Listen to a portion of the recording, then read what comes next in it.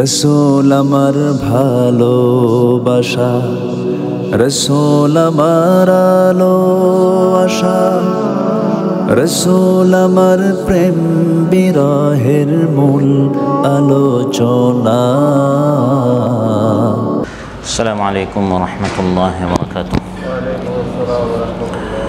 আলহামদুলিল্লাহ আলা ইহসানিহি ওয়া শুকরু লাহু আলা তৌফিকিহি ওয়া ইমতিনানিহি ওয়া আশহাদু আন লা ইলাহা ইল্লাল্লাহ ওয়াহদাহু লা শারীকা লাহু তা'যীমান লিশা'নিহি ওয়া আশহাদু আন্না সাইয়্যিদানা ওয়া নাবিyyana মুহাম্মাদান আবদুল্লাহি ওয়া রাসূলুহু ad-দাঈ ইলা রিদওয়ানিহি সাল্লাল্লাহু তাআলা আলাইহি ওয়া আলা আলিহি ওয়া আসহাবিহি ওয়া খিল্লানিহি إلى يوم عذابه ورضوانه. أما بعد فأعوذ بالله من الشيطان الرجيم. بسم الله الرحمن الرحيم.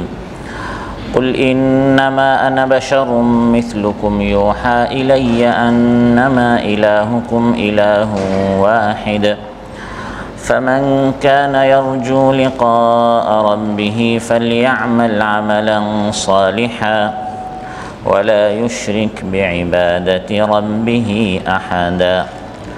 আল্লাহ তাআলা ইরশাদ করেন, হে নবী বলুন, আমি তোমাদের মতো একজন মানুষ। আমার প্রতি ওহী হয় যে তোমাদের ইলাহ একমাত্র সত্য ইলাহ। কাজেই যে তার রবের সাক্ষাৎ কামনা করে সে যেন সৎ কাজ করে, নেক আমল করে, আর তার রবের ইবাদতে কাউকে শরীক না করে। মাতার কাদিমের এই মসজিদ আয়োজিত আজকের এই মাহফিলে উপস্থিত সম্মানিত মুসল্লি ভাইরা, সূরাতুল কাহফ থেকে সর্বশেষ আয়াত 110 নম্বর আয়াত তিলাওয়াত করে এর সহজ সরল বাংলা অনুবাদ উপস্থাপন করেছি। এই একটি আয়াতের আলোকে যে বিষয় আলোচনা করব সেটি হচ্ছে আমাদেরকে শুধু আল্লাহর ইবাদত করতে হবে। আল্লাহর ইবাদতের সাথে অন্য কাউকে শরীক স্থাপন করা যাবে না, অন্যথায় সব আমল নষ্ট হয়ে যাবে। আমরা বেশি বেশি করে আমল করছি, কিন্তু এই আমলটা কবুল হচ্ছে কিনা এই বিষয়ে আমাদের চিন্তা করতে হবে। বেশি আমলের পাশাপাশি আমলের মান যেন ভালো থাকে, আমলটা যেন কবুল হয়, আল্লাহর নিকট অ্যাকসেপ্ট হয়, এই বিষয় নিয়ে বেশি চিন্তা করা, এই বিষয়ে আপনাদের সামনে আলোচনা উপস্থাপন করব ইনশাআল্লাহ। আল্লাহ তাআলা ইরশাদ করেন, কুল ইন্নামা আনা বাশারুম মিসলুকুম, হে নবী আপনি বলুন আমি তোমাদের মতোই একজন মানুষ। এই আয়াতের আগের আয়াতে আল্লাহ তাআলা বলে দিয়েছেন, হে নবী আপনি বলুন, قل لو كان البحر مدادا لكلمات ربي لنفد البحر قبل أن تنفد كلمات ربي ولو جئنا بمثله مددا।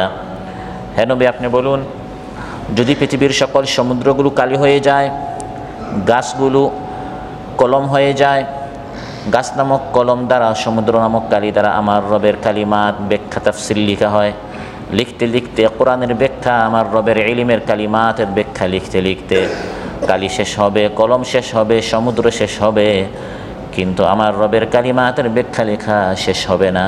সুবহানাল্লাহ। এই আয়াতে এসে আল্লাহ তাআলা বলছেন, অশেষ জ্ঞান হচ্ছে আমার রবের, আমি নবীর নয়, আমি তোমাদের মতোই মানুষ, আমি কিছুই জানি না, আমি ততটুকু জানি আল্লাহর এই অশেষ জ্ঞান থেকে আল্লাহ তাআলা আমাকে যতটুকু জানিয়েছেন। কুল ইন্নামা আনা বাশারুম মিসলুকুম, হে নবী আপনি বলুন আমি তোমাদের মতো একজন মানুষ। মা কুনতা তাদরি মাল কিতাবু ওয়ালাল ঈমান, আল্লাহ তাআলা বলেন, হে নবী আপনার প্রতি ওহী নাজিল হওয়ার আগে আপনি কিতাব কি সেটাও জানতেন না, ঈমান কি সেটাও জানতেন না। আলাম ইয়াজিদকা ইয়াতীমান ফাআওয়া ওয়া ওয়াজাদাকা দাল্লান ফাহাদা। রাসূল সাল্লাল্লাহু আলাইহি সাল্লাম সঠিক পথ জানতেন না, আল্লাহ তাআলা কোরআনের মাধ্যমে তাকে সঠিক পথ জানিয়েছেন। নবীর নিকট জ্ঞান ছিল না, প্রতিদিন হীরা গুহায় তিনি যেতেন, নবী হওয়ার আগে চিন্তা করতেন, ফিকির করতেন এই আসমান কে সৃষ্টি করেছে, জমিন কে বিছিয়ে দিয়েছে, কিন্তু তিনি জানতেন না। আল্লাহ তাআলা বলেন, হে নবী আপনি বলুন আমি তোমাদের মতোই মানুষ, আল্লাহর এই অশেষ বিশাল জ্ঞান ভাণ্ডার সম্পর্কে আমার কোনো জ্ঞান নেই, তোমাদের মতোই মানুষ, কিন্তু তোমাদের চেয়ে আমি শ্রেষ্ঠ, কারণ তোমাদের চেয়ে আল্লাহ তাআলা আমাকে বেশি জানিয়েছেন। সুবহানাল্লাহ। এবং সেই জানানোর মাধ্যমটা হচ্ছে ওয়াহি, সেই জানানোর মাধ্যমটা হচ্ছে কুল ইন্নামা আনা বাশারুম মিসলুকুম ইউহা ইলাই, তোমাদের মতোই মানুষ, আমি আল্লাহর মতো কোনো ইলাহ না, আমি গায়ব জানি, সব জানি, আল্লাহর মতো আমার জ্ঞান বিষয়টা এমন নয়। আল্লাহ স্রষ্টা, আমি সৃষ্টি, তোমাদের মতোই সৃষ্টিগতভাবে মাটি থেকে আমাকে পয়দা করা হয়েছে, আমার জ্ঞান সীমিত, আল্লাহর মতো অসীম নয়, কিন্তু তোমাদের চেয়ে অনেক বেশি, কারণ ওয়াহি দ্বারা আল্লাহ আমাকে ইস্তিফা করেছেন, ইখতিয়ার করেছেন, মনোনীত করেছেন, বাছাই করেছেন, সিলেক্ট করেছেন। ইউহা ইলাই, আল্লাহ আমার প্রতি ওয়াহি নাজিল করেছেন। সেই ওয়াহির মাধ্যমে সূরাতুল কাহফে আমি তোমাদের সামনে কাহফবাসীর ঘটনা শুনিয়ে দিয়েছি, দুলকারনাইনের কাহিনী শুনিয়ে দিয়েছি। এটা আমার কোনো কৃতিত্ব নয়, আমি নিজেই সব কিছু জানি, বিষয়টা এমন নয়, বরং আল্লাহ তাআলা ওয়াহির মাধ্যমে আমাকে জানিয়ে দিয়েছেন। সুবহানাল্লাহ। এবং কিয়ামত পর্যন্ত যে মানুষ নবীর সাল্লাল্লাহু আলাইহি সাল্লামের এই ওয়াহি নামক এই কোরআন থেকে যত বেশি আল্লাহর জ্ঞান জানার চেষ্টা করবে, সে তত জ্ঞানী হবে, সে তত মর্যাদাপূর্ণ হবে, সে তত শ্রেষ্ঠ হবে। খায়রুকুম, তোমাদের মধ্যে সেই শ্রেষ্ঠ যে এই ওয়াহির জ্ঞান চর্চা করে। মান তাআল্লামাল কুরআন ওয়া আল্লামাহু, সুবহানাল্লাহ। যে কোরআনটা শিখবে, শেখাবে, চর্চা করবে, ওয়াহি নামক এই জ্ঞানের ভান্ডার থেকে জানার চেষ্টা করবে, তার জ্ঞান বাড়বে, বৃদ্ধি হবে, সে জ্ঞানী হবে। হ্যাঁ নবী, আপনি বলে দেন আমি নবী গাইব জানি না, আল্লাহর জ্ঞান সম্পর্কে আমার কোনো জ্ঞান নেই, ততটুকু ছাড়া যতটুকু আল্লাহ আমাকে জানিয়েছেন ওয়াহির মাধ্যমে। আলিমুল গাইব ফালা ইউযহিরু আলা গাইবিহি আহাদান ইল্লা মান ইরতাদা মির রাসূল। আল্লাহ সবচেয়ে বড় অনুগ্রহ হচ্ছে, হে নবী আপনার জ্ঞান ছিল না, আল্লাহ তাআলা আপনাকে জ্ঞান দিয়ে মানব কুলের মধ্যে আপনাকে শ্রেষ্ঠ জ্ঞানী বানিয়েছেন, কিন্তু আপনি স্রষ্টা নন, আপনি মহাজ্ঞানী নন, আপনি রব নন। মানুষের মধ্যে আপনি সর্বশ্রেষ্ঠ জ্ঞানী, মানুষের মধ্যে, সৃষ্টির মধ্যে, কারণ আমি আল্লাহ তাআলা আপনাকে সবচেয়ে বেশি জানিয়ে দিয়েছি। সুবহানাল্লাহ। এবং এই জ্ঞান দান করা ওয়াহির মাধ্যমে, এটা ছিল আল্লাহর পক্ষ থেকে নবী সাল্লাল্লাহু আলাইহি সাল্লামের উপর শ্রেষ্ঠ আল্লাহর দান, শ্রেষ্ঠ আল্লাহর অনুগ্রহ, শ্রেষ্ঠ আল্লাহর রহমত। ওয়াল্লামাকা মা লাম তাকুন তা'লাম ওয়া কানা ফাদলুল্লাহি আলাইকা আযীমা। এই যে বিশাল ওয়াহি আল্লাহ তাআলা তার নবীর প্রতি নাজিল করলেন, পুরা ওয়াহির সামারি কি, সারসংক্ষেপ কি, এক কথায় কি? আল্লাহ তাআলা বলছেন পুরা ওয়াহির সারসংক্ষেপ হচ্ছে কুল ইন্নামা আনা বাশারুম মিথলুকুম ইউহা ইলাই আন্নামা ইলাহুকুম ইলাহু ওয়াহিদ। পুরা ওয়াহির, পুরা কোরআনের আল্লাহর পক্ষ থেকে যত জ্ঞান এসেছে, পুরা জ্ঞানের সারসংক্ষেপ হচ্ছে এটা জানতে হবে যে আমাদের মাবুদ একজন, এক, একক, অদ্বিতীয়, তিনি হচ্ছেন আল্লাহ তাআলা। এই পুরা কোরআনটি পড়ে, অধ্যয়ন করে, বুঝে মূল বক্তব্য হচ্ছে, মুদ্রা কথা হচ্ছে, মূল কথা হচ্ছে, আসল কথা হচ্ছে আন্নামা ইলাহুকুম ইলাহু ওয়াহিদ। এটা জানতে হবে যে আমাদের রব, আমাদের মাবুদ হচ্ছেন এক, একক আল্লাহ তাআলা। এই পুরা কোরআনটি আল্লাহ তাআলা মানুষকে দান করে, শিখিয়ে এই মেসেজটা মূলত আল্লাহ তাআলা জানাতে চেয়েছেন, এই মানুষটা যেন জানে। আল্লাহ ওয়াহির মাধ্যমে রাসূল সাল্লাল্লাহু আলাইহি ওয়াসাল্লামকে এটা জানিয়ে দিয়েছেন যে আমরা সবাই হচ্ছে আল্লাহর গোলাম, আর আল্লাহ হচ্ছেন আমাদের মাবুদ, তিনি এক, একক। এই বিষয়টা যদি পুরা 30 পারা কোরআন পড়ে মানুষ না বুঝে, তাহলে মূল কোথায় মানুষ বুঝে নাই। সব নবীদের উপর আল্লাহ তাআলা যত নাজিল ওয়াহি নাজিল করেছেন, সব ওয়াহির মোট কথা সামারি হচ্ছে ওয়ালাকাদ বাআসনা ফি কুল্লি উম্মাতির রাসূলান আন ইবুদুল্লাহা ওয়াজতানিবুত তাগুত। প্রত্যেক নবীর প্রতি এই ওয়াহি করা হয়েছে, আল্লাহর ইবাদত করো আর মিথ্যা, তাগুত, পার্থক্যকে বর্জন করো। এই কথাটাই প্রত্যেক মানুষকে জানতে হবে। এই কথাটি জানানোর জন্য বিভিন্নভাবে ঘটনা, কিচ্ছা, কাহিনী, নির্দেশ, নিষেধ, উপমা, দৃষ্টান্ত, ওয়াআদ, নসিহত, উপদেশ দিয়ে আল্লাহ তাআলা 30 পারা সাজিয়েছেন মূলত এই কথাটি বুঝাবার জন্য যে লা ইলাহা ইল্লাল্লাহ ওয়া মা আরসালনা মিন ক্বাবলিকা মির রাসূলিন ইল্লা নূহি ইলাইহি আন্নাহু লা ইলাহা ইল্লা আনা ফা'বুদুন। অতএব পুরা কোরআনের সারসংক্ষেপ হচ্ছে ইউহা ইলাই, নবীর প্রতি যা ওয়াহি করা হয়েছে পুরাটার সারসংক্ষেপ হচ্ছে আমাদের এটা জানতে হবে যে আমাদের মাহবুব, আমাদের স্রষ্টা, আমাদের আইনদাতা, বিধানদাতা, মুশাররি', মুকান্নিন, হাকিম হচ্ছেন একমাত্র কে? আল্লাহ সুবহানাহু ওয়া তাআলা। যেহেতু এটা স্বীকৃত হলো, এটাই প্রমাণিত হলো মাহবুদ একমাত্র আল্লাহ তাআলা, অতএব এখন আমাদেরকে ইবাদত করতে হবে শুধু আল্লাহ তাআলার, আল্লাহর সাথে কাউকে শরীক করা। فمن كان يرجو لقاء ربه فليعمل عملا صالحا ولا يشرك بعبادة ربه أحدا। আল্লাহ তাআলা বলেন অতএব তোমাদের মধ্যে যে বিশ্বাস রাখে, আশা রাখে একদিন সেই রবের সামনে তাকে যেতে হবে, যে রব ছাড়া তার কোনো মাবুদ নেই, সে ঈমান এনেছে, বিশ্বাস করেছে আমার রব একমাত্র একজন আল্লাহ তাআলা।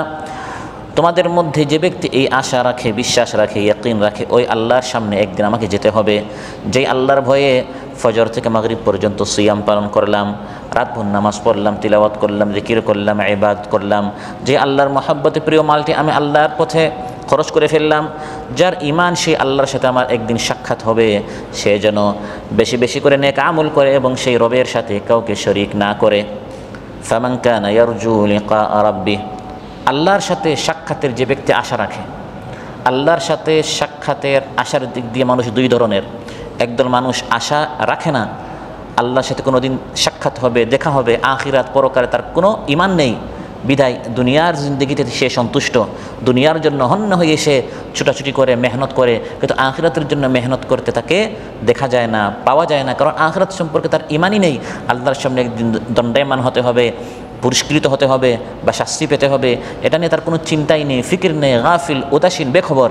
এই ধরনের একদল মানুষ আছে, আল্লাহর সাথে সাক্ষাৎ করতে হবে এটা নিয়ে তার কোনো আশা নেই, ঈমান নেই। ইন্নাল্লাযীনা লা ইয়ারজুনা লিকাআনা ওয়া রাদু বিল হায়াতিদ দুনিয়া ওয়া তামাআন্নু বিহা ওয়াল্লাযীনা হুম আন আয়াতিনা গাফিলুন উলাইকা মাওয়াহুমুন নারু বিমা কানু ইয়াকসিবুন। নিশ্চয় যারা আমি আল্লাহর সাথে সাক্ষাতের আশা রাখে না, বরং দুনিয়ার জিন্দেগিতে তুষ্ট খুশি হয়ে আছে এবং তাতে ইতমিনান, দুনিয়াতে যা পেয়েছে তাতেই ঠিক আছে, দুনিয়ার বাড়ি গাড়ি নারী অট্টালিকা ইত্যাদি এ পেয়ে সে খুশি, জান্নাত পেতে চায় না, আল্লাহর নিকট নাজ ও নিয়ামত পেতে চায় না, আল্লাহ তাআলা বলেন এরাই হচ্ছে প্রকৃত গাফিল, উদাসীন। তাদের ঠিকানা হচ্ছে জাহান্নাম, তাদের উপার্জিত গুনাহের কারণে, নাউযুবিল্লাহ। এই হচ্ছে একদল মানুষ। বাল কানু লা ইয়ারজুনা নুশুরা, একদিন উঠতে হবে, আল্লাহর সামনে দণ্ডায়মান হতে হবে, আল্লাহর সাথে সাক্ষাৎ হবে, হিসাব দিতে হবে, এই কোনো আশা নেই, কোনো ঈমান নেই, কোনো ইয়াকিন নেই। ইন্নাহুম কানু লা ইয়ারজুনা হিসাবা ওয়া কাযযাবু বিআয়াতিনা কিযযাবা ওয়া কুল্লা শাইইন আহসাইনাহু কিতাবা। ইন্নাহুম কানু লা ইয়ারজুনা হিসাবা, আল্লাহর সাথে সাক্ষাৎ করতে হবে এটা নিয়ে তার কোনো আশা নেই, কোনো ঈমান নেই। এই হচ্ছে একদল মানুষ।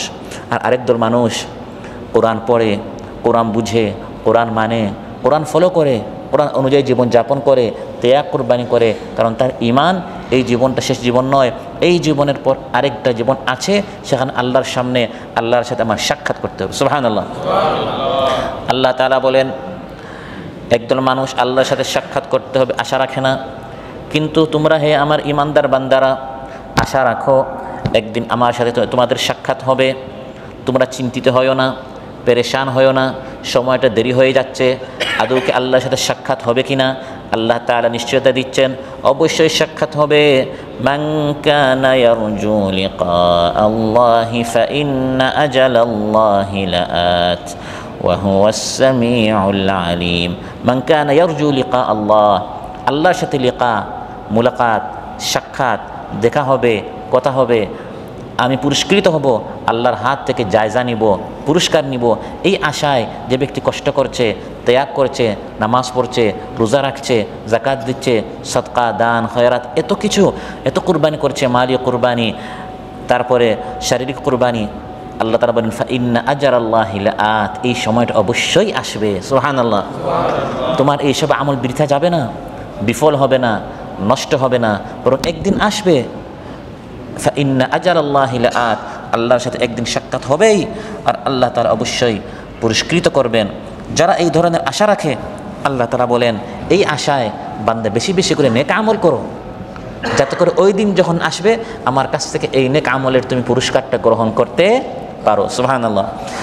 ফামান কানা ইয়ারজু লিকা রাব্বিহ, তার রবের সাথে সাক্ষাৎ হবে এই আশাটা যে ব্যক্তি রাখে, ফালইয়ামাল আমালান সালিহা, আল্লাহর সাথে যেদিন সাক্ষাৎ হবে সেদিন যেন আমি অনেক পুরস্কার পাই, যত বেশি নেক আমল করবে তত বেশি মহাপুরস্কার পাবে। এই জন্য আল ইয়াউম আমালুন ওয়ালা হিসাব, আজ হচ্ছে আমল, হিসাব নেই। ওয়াগাদান হিসাবুন ওয়ালা আমাল, আর কাল কিয়ামতের দিন হিসাব আছে, আমল নেই। আজ বেশি করে আমল করে নাও, যাতে করে কার আল্লাহর সাথে সাক্ষাতের দিন বেশি বেশি করে তুমি পুরস্কৃত হতে পারো। সুবহানাল্লাহ। আল্লাহর সাথে সাক্ষাতের দিন বেশি বেশি যাতে করে আমি পুরস্কার পাই। ফালিয়ামাল আমালান সালিহা, বেশি বেশি করে নেক আমল করতে হবে এই দুনিয়ার জিন্দেগিতে। নেক আমলের বেশ কয়েকটা তালিকা আল্লাহর সাথে যাদের সাক্ষাতের আশা রয়েছে তাদেরকে আল্লাহ তাআলা দিয়েছেন। একটি হচ্ছে বেশি করে কোরআন অধ্যয়ন করতে হবে, আরেকটি হচ্ছে ঠিকঠাক মতো 5 ওয়াক্ত নামাজ জামাতের সাথে আদায় করতে হবে, নামাজ কায়েম করতে হবে, আরেকটি হচ্ছে সকাল সন্ধ্যা রাত দিন প্রিয় মালটি আল্লাহর পথে খরচ করতে হবে। এই ধরনের ত্যাগ কুরবানি যারা করে, ইন্নাল্লাযীনা ইয়াতলুনা কিতাবাল্লাহি ওয়া আকামুস সালাহ ওয়া আনফাকু মিম্মা রাযাকনাহুম সিররান ওয়া আলানিয়াহ ইয়ারজুনা তিজারাতান লান তাবুর। ইয়ারজুন তার আশা রাখে এমন ব্যবসার যে ব্যবসায় কোনো ক্ষতি নেই। সুবহানাল্লাহ। কোরআন অধ্যয়ন করছে, কোরআন তিলাওয়াত করছে, অক্ষরে অক্ষরে কমপক্ষে 10 করে নাকি আল্লাহ দিবেন। আল্লাহর সাথে ব্যবসা করছে, যেদিন আল্লাহর সাথে সাক্ষাৎ হবে ইয়ারজুন, সে আশা রাখে আল্লাহর সাথে যেদিন সাক্ষাৎ হবে, তিজারা এমন ব্যবসা আমি আল্লাহর সাথে করছি যে ব্যবসা কোনো লস নেই। নামাজ পড়তে আসি, এটা আমি আল্লাহর সাথে ব্যবসা করছি, প্রত্যেকটা কদমে কদমে আল্লাহ হয় গুনাহ মাফ করে দিচ্ছেন বা দরজা বন্ধ করছেন। মসজিদে এসে অপেক্ষা করলাম, দেখলাম এখনও সময় 20 মিনিট বাকি আছে, নামাজ পড়ছি না, এমনি আমি বসে বসে জিকির করছি, নামাজের অপেক্ষা করছি। নামাজ যতক্ষণ আপনাকে আটকে রাখছে ততক্ষণ আপনি নামাজের সওয়াব পাবেন। নামাজ পড়লে তো অনেক সওয়াব আছেই, আর নামাজ না পড়ে নামাজের অপেক্ষায় আপনি অন্য কাজে যাচ্ছেন না। মা দামাতিস সালাতু তাহবিসু, যতক্ষণ নামাজ বান্দাকে বসায় রাখবে ততক্ষণ নামাজের সওয়াব আল্লাহ বান্দাকে দিবেন। এটা হচ্ছে আল্লাহর সাথে আমি ব্যবসা করছি, তিজারাতান লান তাবুর, আমি আমল করছি আল্লাহর কাছ থেকে সাক্ষাতের দিন যাতে করে আমি পুরস্কৃত হই। ওয়া আনফাকু মিম্মা রাযাকনাহুম সিররান ওয়া আলানিয়া, আমি আল্লাহ তাদেরকে যা দিয়েছি তা হতে তারা রাত দিন আমার পথে খরচ করে, এটা আমার সাথে তারা ব্যবসা করছে। কারণ 1 টাকা দিলে আল্লাহ তারা কমপক্ষে 700 গুণে বৃদ্ধি করে দিবেন। এমন ব্যবসা। ফালিয়া'মাল আমালান সালিহা, কিন্তু নেক আমলটি যাতে করে নষ্ট না হয়। কষ্ট করে খরচ করলেন, কিয়াম সিয়াম তিলাওয়াত জিকির আযকার দাওয়াতি কাজ অনেক কষ্ট করলেন, আমলটা যদি নষ্ট হয়ে যায়, এজন্য আল্লাহ তাআলা নেক আমলের পাশাপাশি আমল বিনষ্টকারী জিনিসটা উল্লেখ করছেন। ফালিয়া'মাল আমালান সালিহা ওয়া লা ইউশরিক বিইবাদাতি রাব্বিহি আহাদা, নেক আমল করতে হবে আর রবের সাথে কাউকে শরীক করা যাবে না। আমল নষ্টকারী বিষয়গুলো অত্যন্ত গুরুত্বপূর্ণ, এগুলো না জানলে ওই ব্যক্তির বালতির মতো পানি ভরছে আর নিচে কি আছে, ছিদ্র আছে। কষ্ট করে পুরা দিন পানি বালতিতে পড়ছে, কিন্তু দিন শেষে দেখা যাবে কোনো এক পানিও এখানে জমে না, 1 ফোঁটা পানিও জমে না, কারণ সব ছিদ্র দ্বারা নষ্ট হয়ে যাচ্ছে, পড়ে যাচ্ছে। ঠিক তেমনইভাবে এই আয়াতে আল্লাহ তাআলা উল্লেখ করেন ফালিয়া'মাল আমালান সালিহা, নেক কাজ করতে হবে, জমাতে হবে, আমলগুলো যেন নষ্ট না হয়ে যায়। এই জন্য ওয়ালা ইউশরিক বিইবাদাতি রাব্বি আহাদা, রবের সাথে শিরিক করিও না। এই আয়াতকে দ্বীনের ভিত্তি বলা হয়ে থাকে তাফসীরের ভাষায়, কারণ এখানে এমন 2টি শর্ত বর্ণনা করা হয়েছে যার উপর সমস্ত দ্বীন নির্ভর করে। 1, কার ইবাদত করব, 2, কিভাবে ইবাদত করব। কার ইবাদত করব, আল্লাহ তাআলা বলেন আল্লাহর ইবাদত করতে হবে। আন্নামা ইলাহুকুম ইলাহুন ওয়াহিদ ফামান কানা ইয়ারজু লিকা রাব্বি, ইবাদত আল্লাহর করতে হবে। 2, কিভাবে করব, জবাব দেওয়া হচ্ছে ফালিয়া'মাল আমালান সালিহান ওয়া লা ইউশরিক বিইবাদাতি রাব্বিহি আহাদা, একমাত্র আল্লাহর ইবাদত করতে হবে ইখলাসের সাথে, রাসূল সাল্লাল্লাহু আলাইহি ওয়াসাল্লামের সুন্নত অনুযায়ী। এক কথায় আমলটি হতে হবে তাওহীদ এবং সুন্নাহর আলোকে, শিরিক এবং বেদআত বর্জন করতে হবে। আমাদের মধ্যে যদি শিরিক থাকে বা বেদআত থাকে, আপনার আমল কবুল হবে না।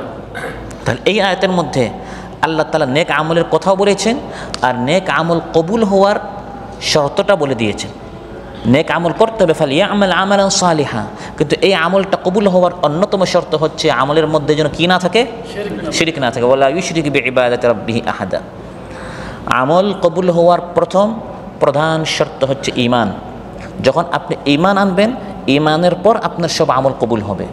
ঈমান ছাড়া হাসপাতাল বানালেন, ব্রিজ বানালেন, সামাজিক অনেক কাজ করলেন, ত্রাণ বিতরণ করলেন, ঈমান নাই, এই সব আমল আল্লাহর নিকট কবুল হবে না, কারণ মূল ভিত্তি নেই, ফাউন্ডেশন নেই। তাই কোরআনের মধ্যে আল্লাহ তাআলা ইরশাদ করেন ওয়া আন্নাল্লাহা লা ইউযী'উ আজরাল মুমিনিন, ঈমানদারদের কোনো আমল আল্লাহ নষ্ট করবেন না। ঈমান আনার পর আপনার আমল নষ্ট হবে না, আর ঈমান না এনে যত আমল বান্দা করবে এগুলো সব নষ্ট হয়ে যাবে। وقدمنا إلى ما عملوا من عمل فجعلناه هباء منثورا, আল্লাহ তাআলা বলেন ধুলিকণার মতো আমি সব উড়িয়ে দিব। পাহাড় পর্বত সমান অনেক নেক আমল নিয়ে আসবে, কিন্তু ইমান নাই, ওই বালতির মতো অনেক পানি, নিচে কি আছে? ছিদ্র আছে। আল্লাহ বলেন সব আমল আমি ধুলিকুনার মতো আমি আল্লাহ তাআলা উড়িয়ে দিব। সমাজ ভাইরা, আমল কবুল হওয়ার প্রথম শর্ত হচ্ছে ইমান থাকতে হবে, যাতে করে শিরিক না থাকে। শিরিক থেকে বাঁচার জন্য প্রথমত ইমান থাকতে হবে। শিরিক থেকে বাঁচার জন্য দ্বিতীয় বিষয় হচ্ছে ইখলাস থাকতে হবে। ইমান আছে, আপনি দাবি করছেন, কিন্তু এই আমলটা করছেন মানুষ দেখানোর জন্য, যেটাকে রিয়া বলা হয়, প্রদর্শন ইচ্ছা বলা হয়, তাহলে এই আমলটাকে কবুল হবে? কবুল হবে না। আমল কবুল হওয়ার অন্যতম শর্ত হচ্ছে এই আমল শুধুমাত্র আল্লাহর জন্য হতে হবে, শিরিক যেন না থাকে, অর্থাৎ এখানে যেন রিয়াকারী না থাকে। মানুষ বলবে যাকে এত সুন্দর নামাজ পড়ে, এত সুন্দর সে পুরো রাত নামাজ পড়ে, এত সুন্দর এত লম্বা দোয়া করে, তাহলে এই আমলটা আপনার কবুল হবে?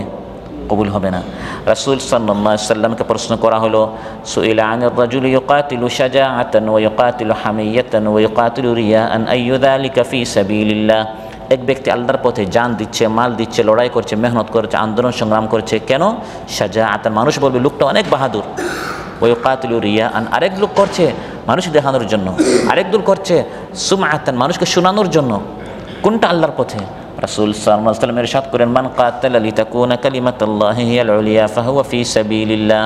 যে ব্যক্তি আল্লাহর পথে লড়াই করবে আল্লাহর কলিমা বুলন্দ করার জন্য, নিজের বাহাদুরি দেখানোর জন্য নয়, মানুষের কাছ থেকে সুনাম শোনার জন্য নয়, আল্লাহর জন্য যে ব্যক্তি আমল করবে আল্লাহর দিন বুলন্দ করার উদ্দেশ্যে, তার আমলটা আল্লাহর নিকট কবুল হবে। এটা হচ্ছে ফি সাবিলিল্লাহ। আর বাকিগুলো আল্লাহর পথে নয়, এটা আপনার নিজের পথে, নিজের মনের পথে, শয়তানের পথে, এই সকল আমল কবুল হবে না। তাই মাহে রমাদান ব্যাপী আপনি যে সিয়াম কিয়াম পালন করেছেন, রাসূল সাল্লাল্লাহু আলাইহি ওয়াসাল্লাম শর্ত দিয়েছেন, মান সামা রমাদান ঈমানান ওয়া ইহতিসাবান গুফিরা লাহু মা তাকাদ্দামা মিন যামবি। এই দুইটা জিনিস হচ্ছে শিরক বিরোধী। ওয়ালা ইউশরিকু বিইবাদাতি রাব্বি আহাদা, শিরক থেকে বেঁচে এক নম্বর হচ্ছে ঈমানান, ঈমান আনতে হবে। দুই, ওয়া ইহতিসাবান, এই আমলটা শুধু আল্লাহর জন্য করতে হবে। ইহতিসাবুল আজর ইনদাল্লাহ, এই সিয়ামটা পালন করে, এই কিয়ামটা করে আল্লাহর নিকট পুরস্কার পাওয়ার আশায় আমি এই আমলটা করব, তখন আপনার গুনাহটা কি হবে? মাফ হবে। মান সামা রমাদান, মান কামা রমাদান, মান কামা লাইলাতুল কদর। তিনটা হাদিস, প্রত্যেকটাই মহানবী সাল্লাল্লাহু আলাইহি ওয়াসাল্লাম শেষে বলেছেন ঈমানান ওয়া ইহতিসাবান, ঈমান থাকতে হবে আর পাশাপাশি আমলটা শুধু আল্লাহর জন্য করতে হবে। ওয়া মা উমিরু ইল্লা লিয়াবুদুল্লাহা মুখলিসিনা লাহুদ্দিন। সহিহ মুসলিমে এসেছে, ক্বালা রাসূলুল্লাহ সাল্লাল্লাহু আলাইহি ওয়াসাল্লাম, ক্বালা আল্লাহু তাআলা, হাদিসে কুদসিতে আল্লাহ তাআলা বলেন, আনা আগনা শুরাকা ইয়ানি শিরক মান আমিলা আমালান আশরাকা ফীহি মাই গায়রি। আনা আগনা শুরাকা ইয়ানি শিরকি মান আমিলা আমালান আশরাকা ফীহি মাই গায়রি তারাকতুহু ওয়া শিরকা। আমি আল্লাহ তাআলা সব শরীক থেকে পবিত্র, মুক্ত। কেউ যদি এমন আমল করে যেখানে আমার জন্য করলো, আরেকজনের জন্য করলো, আমি এই আমলটা ওই শরীকের দিকে আমি ছুঁড়ে মারি, আমি বান্দাকে বলি ওর কাছ থেকে যাও পুরস্কার নাও। নামাজ অর্ধেক পড়লেন আল্লাহর জন্য, আর অর্ধেক পড়ার সময় টের পেলেন একজন আসছে, আপনি আর একটু নামাজটা সুন্দর করে ফেললেন। আপনার নামাজ আল্লাহর জন্য কিছুটা আর মানুষের জন্য কিছুটা। আল্লাহ তাআলা কিয়ামতের দিনে বলবেন, যা পুরা নামাজের পুরস্কার ওর কাছ থেকে নিয়ে নে, আমার কাছে তোর কোনো পুরস্কার নেই। অপর বর্ণনা, ফাআনা বারিউন ওয়া হুয়া লিল্লাযী আশরাক, আমি এই আমল থেকে মুক্ত, এই আমলের কোনো পুরস্কার আমার কাছে নেই। যার জন্য সে করেছে আমি বলবো ওর কাছ থেকে গিয়ে পুরস্কারটা নিয়ে নাও। অতএব এত কষ্ট করে আমরা নামাজ, রোজা, তিলাওয়াত, ইবাদত করছি, আমলটা যেন কবুল হয়। ওয়াল্লাযীনা ইউতুনা মা আতাউ ওয়া কুলুবুহুম ওয়াজিলা। আল্লাহর প্রিয় বান্দারা, আল্লাহ তাআলা বলেন তারা আমল করে আর অন্তরে সবসময় ভয় থাকে, জানি না আমার আমলটা কবুল হচ্ছে কিনা। আল্লাহ একবার বেনিয়াস, আমার এই নামাজ রোজার আল্লাহ কোনো প্রয়োজন নাই। এত কষ্টে আমি পুরো রাত কিয়াম, পুরা দিন নামাজ, আল্লাহ যদি এগুলো নিক্ষেপ করে ফেলেন, প্রত্যাখ্যান করে ফেলেন, কেউ আল্লাহকে পাল্টা প্রশ্ন করতে পারবে? হে আল্লাহ, এত কষ্ট করে বান্দাটা নামাজ পড়লো না। এজন্য আমলের শেষে আমরা বলি, হে আল্লাহ দয়া করে আমলটা কবুল করো। এই জন্য রাসূল সাল্লাল্লাহু আলাইহি ওয়াসাল্লাম রিয়া থেকে আমাদেরকে বাঁচতে বলেছেন। মুসনাদ আহমদে এসেছে, ক্বালা রাসূলুল্লাহ সাল্লাল্লাহু আলাইহি ওয়াসাল্লাম, আলা উখবিরুকুম বিমা হুয়া আখওয়াফু আলাইকুম ইনদি মিনাল মাসিহিদ দাজ্জাল। সবচেয়ে ভয়ঙ্কর ফিতনা আদম আলাইহিস সালাম থেকে কিয়ামত পর্যন্ত সেটা হচ্ছে আল মাসিহুদ দাজ্জাল, দাজ্জালের ফিতনা। মহানবী সাল্লাল্লাহু আলাইহি ওয়াসাল্লাম ইরশাদ করেন, তোমাদের জন্য দাজ্জালের ফিতনা থেকে আরও ভয়ঙ্কর জিনিস কি? আমি ভয় পাচ্ছি, আমি নবী, আমি কি তোমাদেরকে বলে দিব? তারা বলল, বালা ইয়া রাসূলুল্লাহ, অবশ্যই আপনি আমাদেরকে বলবেন। তিনি ইরশাদ করেন, আশ-শিরকুল খাফি, গোপন শিরিক। কোন দিকে এই শিরিকটা যে প্রবেশ করে অন্তর বান্দা টেরই পায় না। ইয়াকুমুর রাজুল ফায়ুসাল্লি, এক ব্যক্তি দাঁড়ায় নামাজের জন্য, ফায়ুজাইয়িনু সালাতাহু লিমা ইয়ারা মিন নাযরি রাজুল, নামাজের মধ্যে টের পায় কেউ দেখছে, তখন নামাজটা একটু সুন্দর করে, ওই যে একটু সুন্দর করলেন, শিরিক হয়ে গেল। এই ফিতনা থেকে অধিকাংশ মানুষ বাঁচবে না।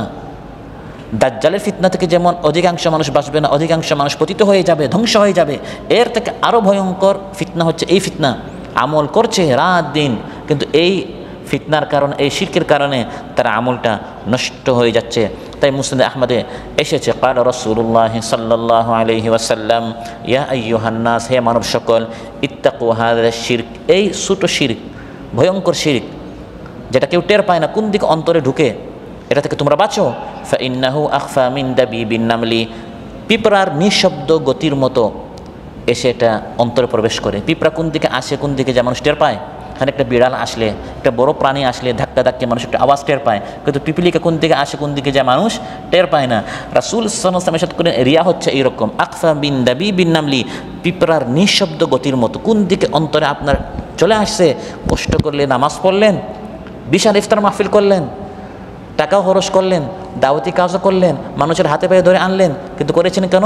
সবাই বলবে যাক একটা ইফতার মাহফিল করেছে, অমুক উপশাখায় অমুক এলাকায় তারা আনছে মাত্র 100 জন, আমরা আনছি 200 জন, ওই কথা শোনার জন্য করেছেন, আপনার এই সব কষ্ট খেয়ে গেল, বৃথা নষ্ট হয়ে গেল। এভাবে শয়তান পিঁপড়ার নিঃশব্দ গতির মতো আমলের মধ্যে এটা ঢুকিয়ে দেয়, ফলে পুরো আমলটা নষ্ট হয়ে যায়। সাহাবায়ে কেরামদের জন্য এই বিষয়টা অনেক কঠিন হয়ে গেল। ইয়া রাসূলুল্লাহ, তাহলে আমরা কে বাঁচবো? বিষয়টা তো অনেক কঠিন। তখন মহানবী সাল্লাল্লাহু আলাইহি ওয়াসাল্লাম দোয়া শিখিয়েছেন, এই দোয়াটি পড়ো, আল্লাহুম্মা ইন্না নাউযু বিকা মিন আন নুশরিকা বিকা শাইআন না'লামুহু ওয়া নাস্তাগফিরুকা লিমা লা না'লামুহু। আল্লাহুম্মা ইন্না নাউযু বিকা মিন আন নুশরিকা বিকা শাইআন না'লামুহু ওয়া নাস্তাগফিরুকা লিমা লা না'লামুহু। হে আল্লাহ, জেনে শুনে আপনার সাথে শিরিক করতে আমরা পানাহ চাচ্ছি, আর না জেনে যে সকল শিরিক হয়ে গেছে সেটা থেকে ইস্তিগফার করছি। আমার অজান্তে যদি রিয়া চলে আসে, হে আল্লাহ দয়া করে মাফ করো, অন্যথায় আমার তো মনে হয় একটা আমল আমার কবুল হচ্ছে না। এই জন্য দোয়া করতে হবে, হে আল্লাহ দয়া করে যদি আমার অজান্তে রিয়া চলে আসে, এগুলো মাফ করে দাও। তাহলে আমল কবুল হওয়ার প্রথম শর্ত হচ্ছে শিরিক থেকে বাঁচতে হবে। শিরিক থেকে বাঁচার জন্য ঈমান থাকতে হবে আর ইখলাস থাকতে হবে। 2 নম্বর আমল কবুল হওয়ার প্রধান শর্ত হচ্ছে সুন্নাহ মোতাবেক হতে হবে। কষ্ট করে আপনি আমল করেছেন, কিন্তু এই আমলটা যদি সুন্নাহ বিরোধী হয়, রাসূল সাল্লাল্লাহু আলাইহি ওয়াসাল্লামের সুন্নতের খেলাফ হয়, এই আমলটা কি হবে না? কবুল হবে। কষ্ট করে আপনি ওযু করলেন, সবার আগে মসজিদে আসলেন সকাল 9টায়, এসে আপনি জুমার নামাজ পড়লেন 3 রাকাত, পরে সবাই পড়ে 2 রাকাত, আমি 1 রাকাত আর বেশি পড়লাম, আল্লাহ অবশ্যই কবুল করবেন নাকি? না, কবুল কেন হবে না? আপনার এই আমলটা ছাদের উপরেও যাবে না, আপনার সব পুরা কষ্টটা বৃথা হয়ে যাবে। কারণ আপনি 1 রাকাত বেশি পড়েছেন এই জন্য নয়, বরং আপনার আমলটি সুন্নাহ বিরোধী হয়েছে এই জন্য। এক ব্যক্তি সূর্য উদয় হওয়ার সময় মসজিদে নববীতে নামাজ পড়ছিল। ইমাম মালিক রাহিমাহুল্লাহর জামানায়, তিনি ছিলেন মদিনার ইমাম। তখন তিনি এক ব্যক্তিকে বারণ করলেন, সূর্য ওঠার সময় নিষিদ্ধ সময় নামাজ কি করা যায় না? পড়া যায় না। তখন ওই ব্যক্তি প্রশ্ন করলো, হে ইমাম, নামাজ পড়ার কারণে কি আল্লাহ তাআলা আমাকে শাস্তি দিবেন? তিনি বললেন, না, নামাজ পড়ার জন্য আল্লাহ শাস্তি দিবেন না, সুন্নাহ বিরোধী কাজ করার জন্য আল্লাহ কি দিবেন? শাস্তি দিবেন। সূর্য ওঠার সময়, সূর্য মাথার উপর এবং সূর্য অস্ত যাওয়ার সময় রাসূল সাল্লাল্লাহু আলাইহি ওয়াসাল্লাম নামাজ পড়তে নিষেধ করেছেন। এই জন্য সুন্নাহ বিরোধী আমল করলে আমল কবুল হবে না। মান আমিলা আমালান লাইসা আলাইহি আমরুনা ফাহুয়া রাদ্দুন। বুখারী মুসলিম এসেছে, রাসূল সাল্লাল্লাহু আলাইহি ওয়াসাল্লাম ইরশাদ করেন, যে ব্যক্তি এমন আমল করবে যেটা আমার সুন্নাহ বিরোধী, তরিকা বিরোধী, পরিপন্থী, এটা কবুল হবে না। এবং এই বিষয়ে আমাদের দেশে বেদাত ভরপুর। জিকির শিখায় এমন পদ্ধতিতে যেটা মহানবী সাল্লাল্লাহু আলাইহি ওয়াসাল্লাম শিখান নাই। রাত দিন মাথা নাড়ায় না, আপনি যদি হু হু হু হু বলেন, আল্লাহু আল্লাহু বলেন, ইল্লাল্লাহ ইল্লাল্লাহ বলেন, যত কষ্ট করেন, এই জিকির রাসূল সাল্লাল্লাহু আলাইহি ওয়াসাল্লাম শিখান নাই। আল্লাহ তাআলা ইরশাদ করেন, জিকির করতে হবে কামা আল্লামাকুম, যেরকম আল্লাহ শিখিয়েছেন। রাসূল সাল্লাল্লাহু আলাইহি ওয়াসাল্লামের মাধ্যমে আল্লাহ এবং তার রাসূল এটা শিখান নাই। আপনি কষ্ট করে একটা পদ্ধতির নামাজ পড়লেন বা জিকির করলেন, বা রোজা আপনারা রাখেন মাগরিব পর্যন্ত, আমি রাখবো এশা পর্যন্ত, হবে? হবে না। সুন্নাহ অনুযায়ী হতে হবে। তাই আল্লাহ তাআলা বলে দিচ্ছেন, ফামান কানা ইয়ারজু লিকা রাব্বি, আল্লাহর সাথে সাক্ষাতের আশা যারা রাখো, সুন্নাহ অনুযায়ী আমল করো। লাকাদ কানা লাকুম ফি রাসূলিল্লাহি উসওয়াতুন হাসানাহ লিমান কানা ইয়ারজুল্লাহা ওয়াল ইয়াউমাল আখির ওয়া যাকারাল্লাহা কাসীরা। ইয়ারজুল্লাহ, আল্লাহর সাথে সাক্ষাতের আশা, পরকালের আশা যারা রাখে, ঈমান রাখে, তারা যেন আল্লাহর নবীর আদর্শে আদর্শিত হয়। এই সুন্নাহ মোতাবেক আমল করে অল্প হতে পারে, কবুল হয়ে যাবে। আর সুন্নাহর খেলাফ অনেক আমল করবেন, আল্লাহর নিকটে এটা কি হবে না? অ্যাকসেপ্ট হবে না। আরেকটি শর্ত হচ্ছে, আমল কবুল হওয়ার জন্য রিজিক যেন আপনার হালাল হয়।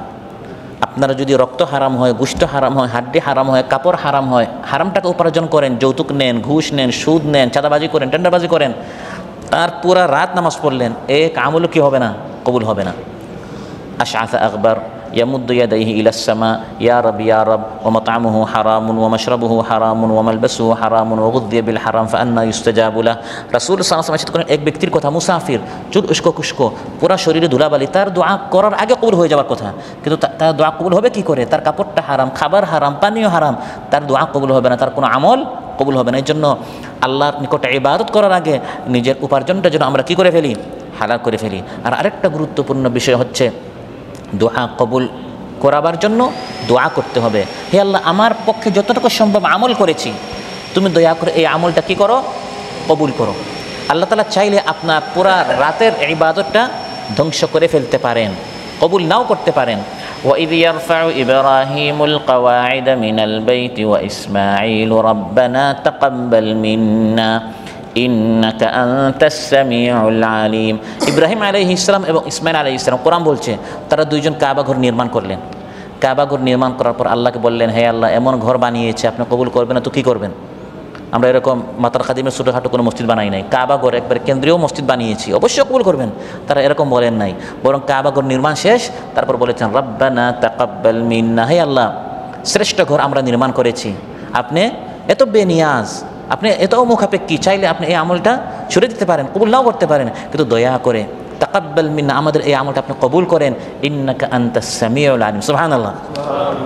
আপনি অনেক লম্বা দোয়া করলেন, হে আল্লাহ রিজক প্রশস্ত করে দাও, ঋণ পরিশোধ করে দাও, জান্নাত দাও, জান্নাত থেকে বাঁচাও। আল্লাহ যদি একটা দোয়া কবুল না করেন, একজন ইব্রাহিম আলাইহিস সালাম লম্বা দোয়া, সূরা ইব্রাহিমে এসেছে, লম্বা দোয়া করে তার সর্বশেষ দোয়া ছিল রব্বানা ওয়া তাকাব্বাল দুআ, হে আল্লাহ আমি যত ফরিয়াদ করেছি মেহেরবানি করে আমার দোয়াটা কি করো? কবুল করো। এজন্য সাধারণত আমরা শেষ দোয়াটিকে কি করি?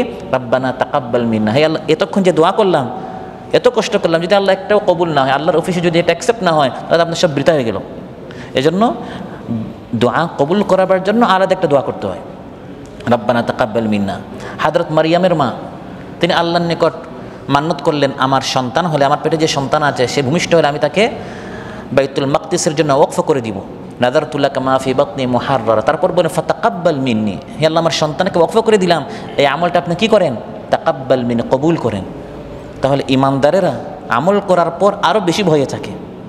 আমল করার আগে এক চিন্তা, আমল কিভাবে করব, আর আমল করার পর আরও ভয়ে থাকে আল্লাহ চাইলে এটা ছুড়ে দিতে পারেন, কবুল নাও করতে পারেন। ইবলিস জমিনে তাফসীর এসেছে একটা হাত বরাবর জায়গা নেই যেখানে সে সাজদা করে নাই, আল্লাহ তাআলা তার একটাও আমল কবুল করেন নাই, কারণ সেগুলো করেছিল শ্রেষ্ঠ হওয়ার জন্য। কিন্তু যখন দেখলো শ্রেষ্ঠ আর আমি হতে পারছি না, আদম হয়ে গেছে, তখন সে তার আসল মুখোশটা উন্মোচন করেছে। সেগুলো করেছে মূলত ভোট পাওয়ার জন্য, নেতা হওয়ার জন্য। কিন্তু যখন দেখা গেল যে এটা তো ইলেকশন নয়, সিলেকশনে আদম আলাইহিস সালাম আল্লাহর পক্ষ থেকে তিনি কি হয়ে গেছেন? উসজুদুলি আদম, তার সামনে সাজদা করে তিনি সেরা মানব, আপনার সেরা সৃষ্টি হয়ে গেছেন। তখন সে তার আসল মুখোশটা উন্মোচন করলো। সে এইসব ইবাদত করেছে মূলত ওই ফেরেশতাদের সাথে সে আসা যাওয়া করতো। সে তো ফেরেশতা ছিল না, কিন্তু ফেরেশতাদের মতো এত ইবাদত করতো ওই ধান্দায়, যাতে করে ফেরেশতাদের থেকে সে কী হয়ে যায়? শ্রেষ্ঠ হয়ে যায়। কিন্তু যখন দেখলো না আর পারলাম না, তখন সে বলল না আমি সাজদা করবো না, বিতাড়িত হয়ে গেল। বিতাড়িত কেন হলো? এক আমল কেন কবুল হলো না? কারণ তার নিয়তে সমস্যা ছিল। তারপর আমল বরবাদ হওয়ার, কবুল না হওয়ার অন্যতম ভয়ঙ্কর আরেকটা বিষয় হচ্ছে, যেটা অনেক সময় এই রোগটা নাফরমানদের মধ্যে নাই, এটা নেককার যারা নেক আমল করে এই দুষ্টা তাদের মধ্যে বেশি থাকে। সেটা হচ্ছে নেক আমল করে অন্যকে তুচ্ছ তাচ্ছিল্য করা। পুরো রাত নামাজ পড়লাম, ওই লোকটাই আপনার শুধু ঘুমাইতেছে, এই কথা বলছেন, আপনার আমল নষ্ট হয়ে গেছে। এই আমল, এই কথা যারা ঘুমায় তারা বলে, কারণ সে তো এমনি আমলই করে নাই। আপনি আমল করে করে শুধু চিন্তা করেন অমুকে ঘুমায়, অমুকে ফেসবুক চালায়, অমুক শুধু সময় নষ্ট করতেছে, আর আমি পুরো রাত নামাজ পড়ছি। আপনি এই কথাটি আরেকজনকে বলেন, আমরা দুইজন এত কষ্ট করি, আমরা প্রোগ্রামে সবার আগে আসি, আমরা প্রত্যেক মাসে আল্লাহর পথে দেই, ও কিন্তু আপনার আল্লাহর পথে খরচ করতে চায় না। এতবার আমি তাকে ফিতরার কথা বললাম, দে না, জাকাতের কথা বললাম, দে না। সমালোচনা করলেন, তুচ্ছ তাচ্ছিল্য করলেন, নিজেকে শ্রেষ্ঠ মনে করলেন, তাকে আপনি মানে গুনাহগার মনে করলেন, আপনার এই আমলটা কি হয়ে গেল? নষ্ট হয়ে গেল।